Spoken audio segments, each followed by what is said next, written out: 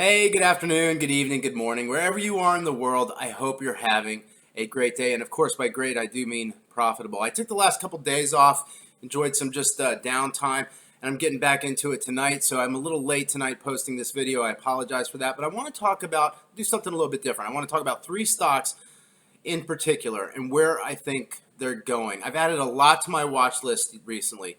And I want to talk about three in particular because I think these three are absolute must-owns for any portfolio right now. And that's Virgin Galactic, Tilray, and QuantumScape. And so I think these three in particular are going massively higher this year and are going to have huge runs. So I want to talk about how high I think they're going. So my name is Brian. This is Autobahn Investing. Thanks for checking it out. And if you feel so inclined, hit the subscribe button and the little notification symbol so you're notified next time I do a video or every time I do a video.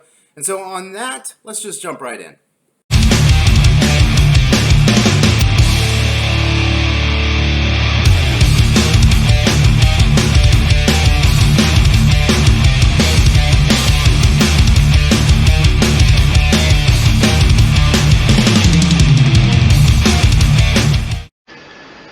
So I wanted to start on Bitcoin, and I look, Bitcoin is having a phenomenal run. Everybody knows it. It looks like there's no end in sight. The volume is kicking into high gear, even above where it was in earlier in 2020. We're seeing the highest volume days ever. This is the weekly candles for the last 5 years. And I bring this up because back in the end of 2017, it was all over the news where this thing soared to 20,000 and people thought that was absolutely incredibly ridiculous. And then it dropped down to around 4,000 and saw another plunge. The last sort of low point was in March of 2020 when all assets dropped pretty substantially, right? And had a huge retracement down to about I don't know, like around the $4,000 mark, came back up, reclaimed the 50-day moving average, hung out on that for a little while. And then in the August, September kind of time frame, had that green candle. It was right about here. I'll sort of point it out with my, right about there, where it was around 13,000. And it hasn't looked back and has just, I mean, it's tripled since that was October 18th. So why am I saying this? Look, I'm a big believer in crypto. I think that some portion of every portfolio needs to be in crypto. Even if, if you've got $1,000 you're playing with, then, 5%, $50, putting some either altcoin or Bitcoin, it's just, I think you almost have to at this point. And I don't think the run is anywhere close to being done. We saw it hit 42,000, dropped down to 29,000 at the end of or beginning of this year, late last year, and is for the last 3 weeks now has gone just, I mean, green candles every day from about the 33,000 to 52,000 in the last 3 weeks, I guess, or so. So a lot of folks say 100,000 this year. I think that's inevitable. It's my personal opinion on this. I'm certainly not a financial advisor, but it's a simple supply and demand equation here. But from a technical analysis perspective, we had that run to 20,000 back around, where was that? That was in the December of 2017. And then it formed this huge consolidation base for a good 2 years before it started up again and moving. So, let's look at Virgin Galactic, right? So Virgin Galactic had a huge move early in 2020 where it went from $10 and change all the way to, it closed that week at 33, but broke through the $40 mark that week of February 17th. And then consolidated, formed a 1 year, about 9 month, 10-month base, and then it was off to the races. And it found, it had this breakout in the middle of it where it tried to move again, fell back down to the 50-day, bounced on that a little bit, and then finally broke that 50-day here at 27, and again, and found support off of that move back around that $25 mark, and had a nice 4-week huge run where it tripled almost, and now is in this consolidation pattern here that's going to shake people out. There is absolutely no question that people are looking at this right now Had $60 handle on it last week, and now at 40, it broke the 50 mark. Oh my God, it's going to go back down, and it could come back down and retest this support at the low end of 32. But I think it's important to look at this on a very long term, the weekly candles, right? If you look at it on the 5-day or the 1 month chart, yeah, it looks pretty horrifying, that bouncing from 50 to 60 and trying to break through 58. We've talked about it on this channel ad nauseum. Tried to break through that 60 the other day, and it's now coming down. I would like to see this candle, this weekly close over the $50 mark. Um, but to be honest, I'm not hopeful. I really think that it needs to come down a little bit. I think it's healthy for the stock to come back down and retest this $45 mark, and eventually come back down and retest this $32 to $34 area. And I don't think that's a problem for this. I really don't. So where do I see this going? I see this as move 1, where it tripled. I see what we have just now finished as move 2. It's coming down, and move 3 is the one that will take this thing over $100 this year. We have to have some consolidation first. I don't think that that's a negative. I think that's actually a positive for the stock to shake out some of these weaker hands, and smart money will be loading up on that dip and that in this consolidation pattern. And then I think we'll be off to the races, similar to, quite frankly, what we've seen here in Bitcoin. And that's, again, why I brought this up, is it hit 40,000. It came back down, and went down under, it had a move under 30,000, and then it's been off to the races ever since. Will it mirror that move? I obviously can't say, but I do think that Virgin Galactic this year is a $100 stock. Right now, the bears are taking advantage of the fact that they delayed the test flight. And quite frankly, I'm a little disappointed in Virgin Galactic for not saying more about what's going on around that. And I suspect that I'm not the only one that's disappointed in that. But there's no doubt that test flight's going to happen sooner rather than later.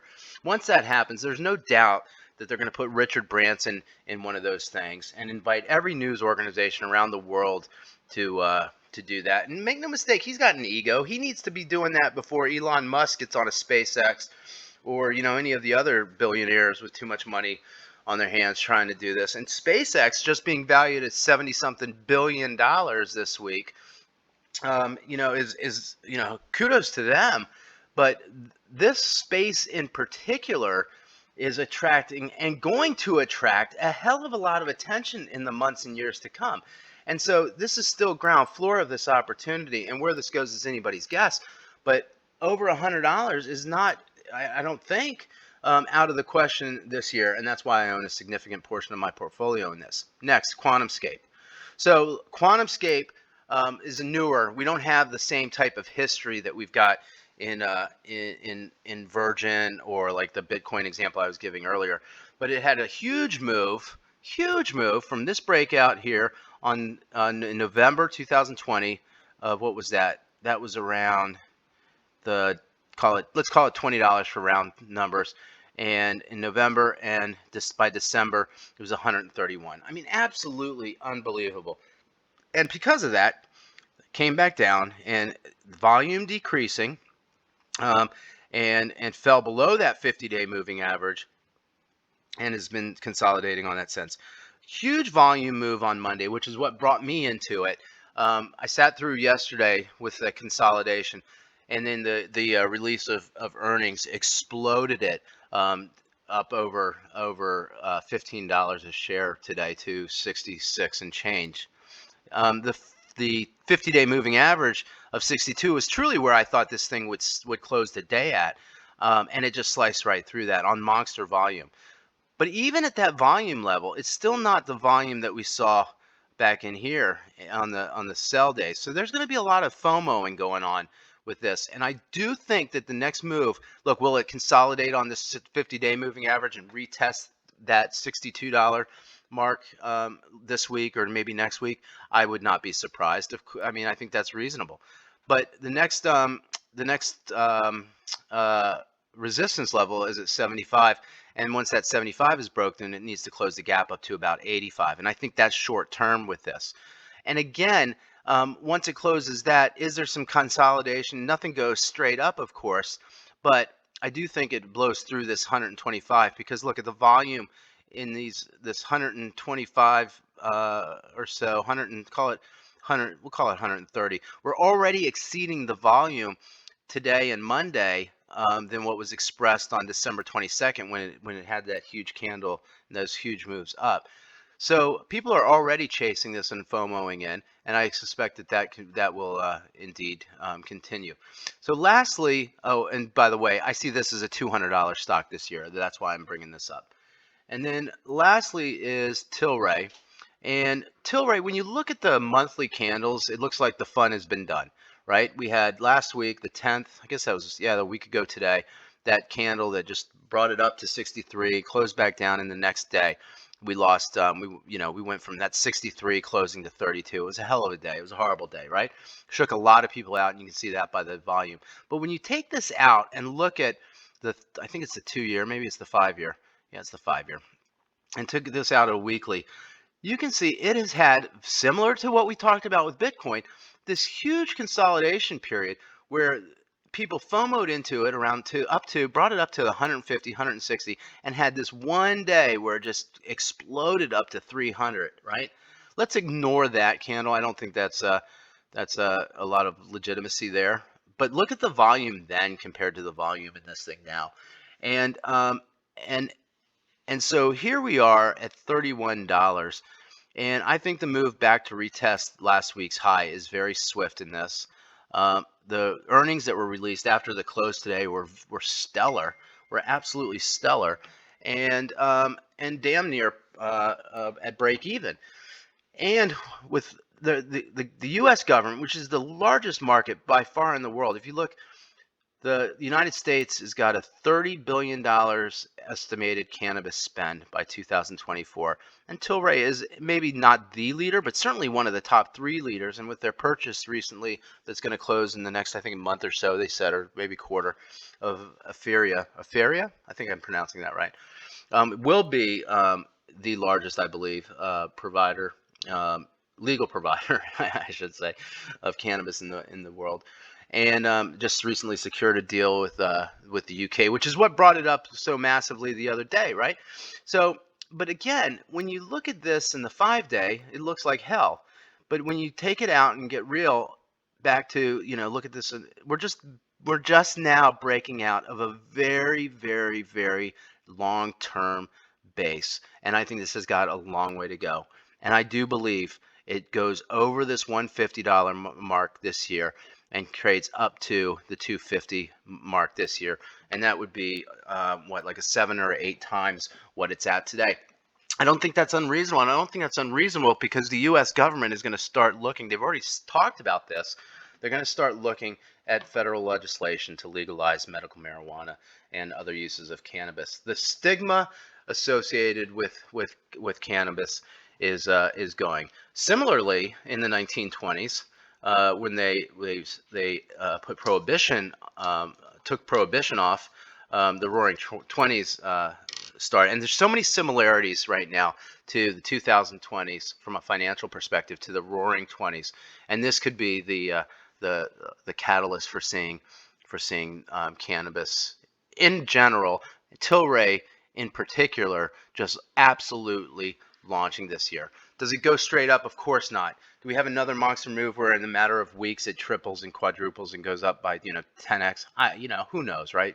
I don't know, but I do not believe that last week's move here was a one and done kind of thing. Not with this much good stuff going on in this industry right now. So anyway, that's what I got tonight. I hope you enjoyed listening to it. If you did, and would feel so inclined to subscribe, I'd greatly appreciate it. And again, hit that notification symbol next to it. Again, I'm not a financial advisor. I'm just a dude with a computer that really likes talking about this stuff and studying it and investing. And I hope that you learned something along the way. I hope that it's profitable what you do, and I hope it'll maybe a little bit entertaining. So thank you again for listening, and we'll see you tomorrow night.